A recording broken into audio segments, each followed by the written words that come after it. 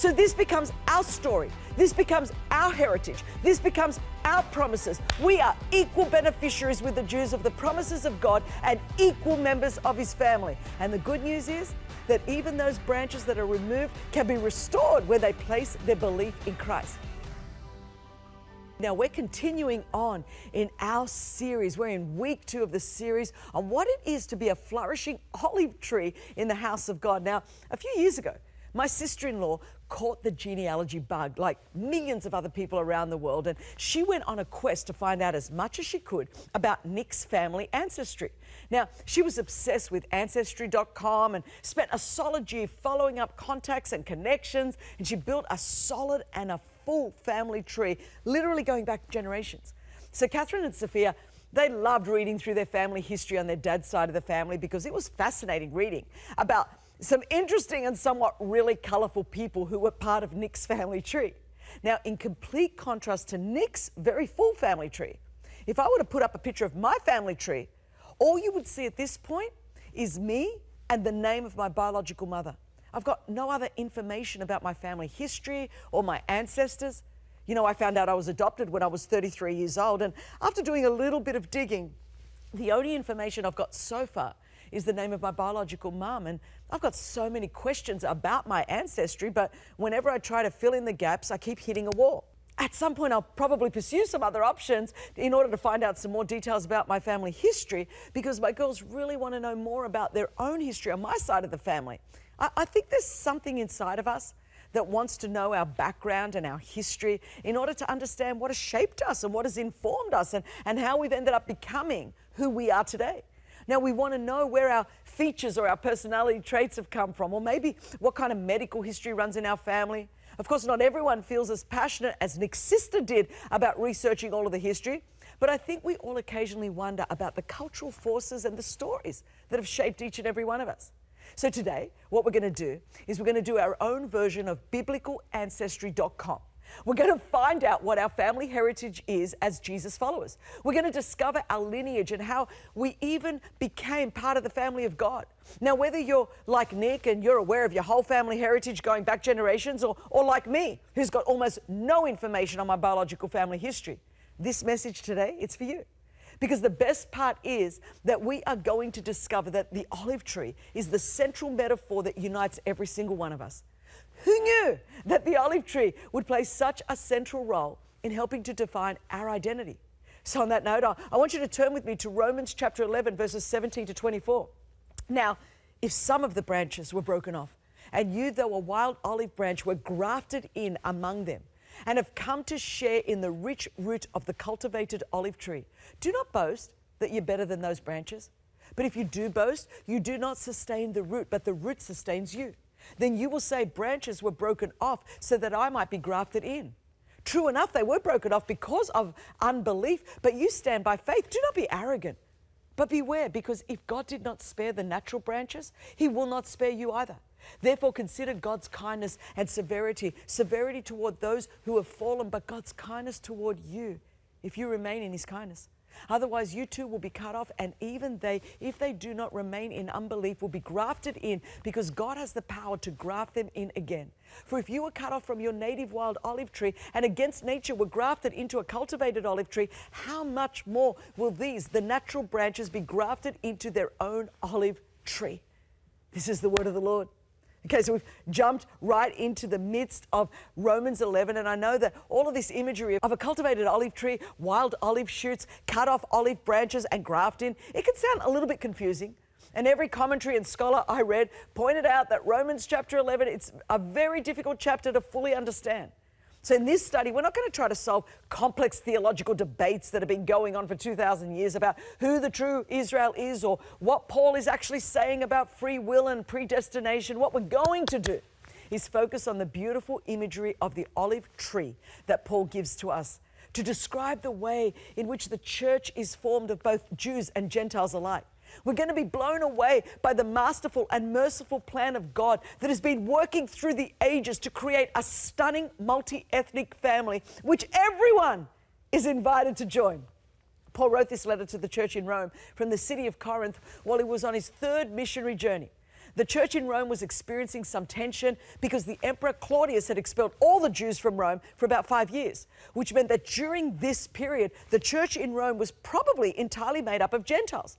So when the Jews were finally allowed to return to Rome, they found a church that looked unfamiliar in custom and practice, and this resulted in debates between the Jewish Jesus followers and the non-Jewish Jesus followers around things like eating kosher, keeping the Sabbath, and being circumcised.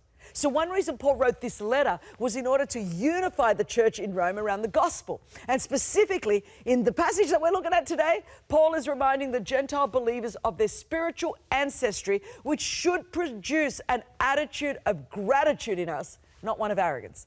Martin Luther called Romans the chief part of the New Testament and the very purest gospel. Many theologians believe Romans is the best book in the Bible for understanding the eternal plan of God to save people from their sins. I'm a huge fan of the Bible Project, and I love the way that Tim Mackey sums up Paul's explanation to the gospel in Romans. He says, we have been justified by faith, so when people trust that Jesus' death and resurrection was for them, they are given a new status. They are right with God. They are placed in a new family, the covenant people of Abraham, and they are given a new future, the hope of a transformed life. Being in this family means being part of God's new humanity that God is creating through Jesus and the Spirit. In Genesis chapter 12, 15 and 17, we see that God made a covenant with Abraham. God promised that he would give him a family and that through him all peoples on the earth will be blessed. God had always planned for his gospel to reach all people on earth. Jesus, who according to Galatians chapter 3, verse 16, is the seed of Abraham, led a sinless life. He paid an atoning sacrificial death on the cross. He rose from the dead and sent the Holy Spirit so that we can be forgiven of our sins and become part of a forever family. As we, the family of God, live in the unity provided by the Holy Spirit, and as we love each other, people will know that we are disciples of Jesus. It is by our unity that the world will know that the Father sent the Son. Now, the reason I just gave that panoramic overview of the gospel is so that we understand why these verses we're looking at in Romans 11 are so important. It's vital that we understand that we are all part of the same family tree and why unity is so important to God. This picture of Israel as the olive tree was a familiar picture for Paul's audience. In Jeremiah chapter 11, verse 16, the prophet Jeremiah had described the nation of Israel as a flourishing olive tree, beautiful with well-formed fruit. So Paul's analogy of the olive tree in Romans chapter 11 is the church, which historically came out of Israel, was started by Israelites, has an Israelite, Jesus, as its leader, and uses scriptures written by Israelites. God took the wild olive tree, the Gentiles, and grafted them into the good cultivated olive tree with its root system, which represents the promises of God given to Abraham, Isaac, and Jacob in the Old Testament. Paul is saying that the Gentiles can now be part of God's redemptive story by being grafted into the cultivated tree by Jesus. It is our faith in Jesus that grafts us into the family of God. Essentially, grafting takes two kinds of plants and it fuses them together to become one. So in Bible times, it was very common to graft olive trees. So normally a branch from a cultivated olive tree, which produced good fruit, was grafted into the wild olive tree, which did not produce good fruit. So in this passage, Paul notes that God reversed the normal way that olive trees were grafted. He took the wild olive tree, the Gentiles, and he grafted them into the good tree, which was the Israelite nation, and its root system, which were the promises of God made to Abraham, Isaac, and Jacob. So in order to make a new body, which is the church, the Jews that believed in Jesus as the Messiah remained as branches on the tree, but the unbelieving Jews were cut off. So if you, like me, are a Gentile, then we're not born into the family of God, but we were born again into this family tree. All of the promises of God made to Abraham are now ours in Christ. So this becomes our story. This becomes our heritage. This becomes our promises. We are equal beneficiaries with the Jews of the promises of God and equal members of his family. And the good news is that even those branches that are removed can be restored when they place their belief in Christ. Paul writes in verse 24, "For if you were cut off from your native wild olive tree and against nature were grafted into a cultivated olive tree, how much more will these, the natural branches, be grafted into their own olive tree?" God has not rejected his people, Israel, because this gospel message is for whosoever will come.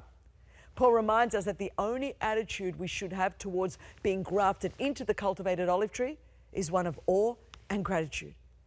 Because the Gentile population of the church in Rome was growing at the time Paul wrote this letter, there was the danger of pride creeping into their hearts. In fact, Paul writes in verse 18, don't boast that you are better than those branches. The wild olive branches were not inherently better than the cut-off branches of the cultivated olive tree. Earlier in the letter, Paul had written that all have sinned and fallen short of the glory of God, and there is none righteous, not one. So it's our faith in Jesus' death and resurrection that allows us to be grafted into the family of God. It's not based on any righteousness of our own. I think that if we truly understood what it costs God to graft us into the olive tree to save us, to atone for our sins, and to make us part of his family, then there can be no other response but one of incredible humility and gratitude. You see, you and I, we didn't earn this. We don't deserve this.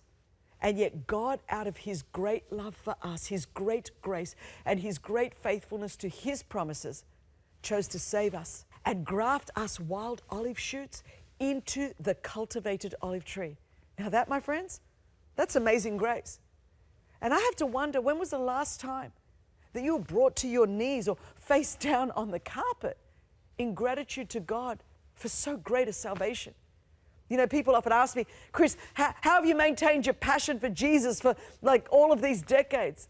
And I have to say, I truly think one of the main reasons is that I've never lost sight of the awe or the wonder of the fact that I have been saved by the grace of God, that I have been made part of the forever family of God. Now, I remember what life was like before Jesus saved me. I remember the shame and the guilt and the condemnation. I remember the helplessness and the hopelessness that I carried every single day of my life. I remember what it was like to be lost and then be found, to have been spiritually blind and then able to see. I remember what I felt when I realized that Jesus died for me while I was still a sinner, that I didn't have to clean myself up to come to him, but that he came for me in my brokenness, in my pain, in my shame. That he did not only forgive me of my sins, which was more than I deserved, but he also gave me a brand new life here on earth and made me part of a brand new family. And he gave me a purpose and he gave me a hope for the future. What kind of God would do that? Only Jesus. How could I feel any sense of entitlement or superiority or arrogance? You see, every single one of us is equal at the foot of the cross. Every single one of us needs Jesus. And it is Jesus alone that can save us. Thank you for watching, and I hope you enjoyed this video. Make sure you hit the subscribe button and tap the bell icon so you're notified every time a new video is posted. I hope you'll share your thoughts in the comments, and if you feel led, please share this video with a friend who needs to see it. Thanks so much for watching.